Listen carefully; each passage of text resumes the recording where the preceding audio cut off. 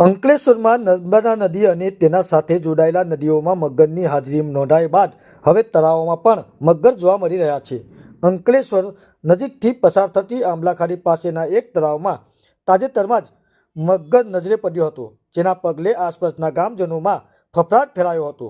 આ અંગેની જાણ કરવામાં આવતા વન વિભાગના અધિકારીઓ અને કર્મચારીઓ દોડી આવ્યા હતા અને મગરને પકડવા માટેના તળાવ પર પાંજરું ગોઠવ્યું હતું.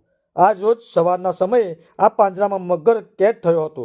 સ્થાનિકોએ આ મગરની જાણ વન વિભાગે અધિકારીઓને કરી હતી, જેના પગલે વન વિભાગના અધિકારીઓએ આવીને મગરનો કબજો મેળવ્યો હતો અને તેનું તબીબી પરીક્ષણ કરાવ્યું હતું. વન વિભાગ દ્વારા મગરને સુરક્ષિત જગ્યાએ છોડી મૂકવાની તજવીજ હાથ ધરી હતી. નમસ્કાર, હું બી ઉમોબ વન વિભાગ અંકલેશ્વરમાંથી.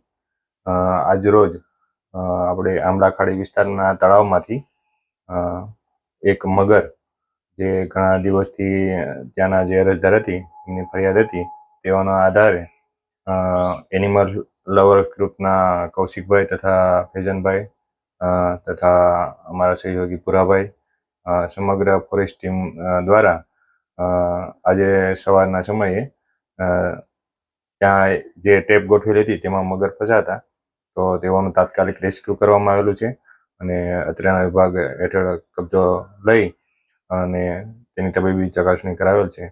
આગળની કાર્યવાહી range forest officer Shri D Damor સાહેબની સૂચના અનુસાર તથા મહેરબાન નાયબ વન સંરક્ષક શ્રી ભાવનાબેન દેસાઈની માર્ગદર્શન અને સૂચના અનુસાર હાથ ધરવામાં આવેલ છે.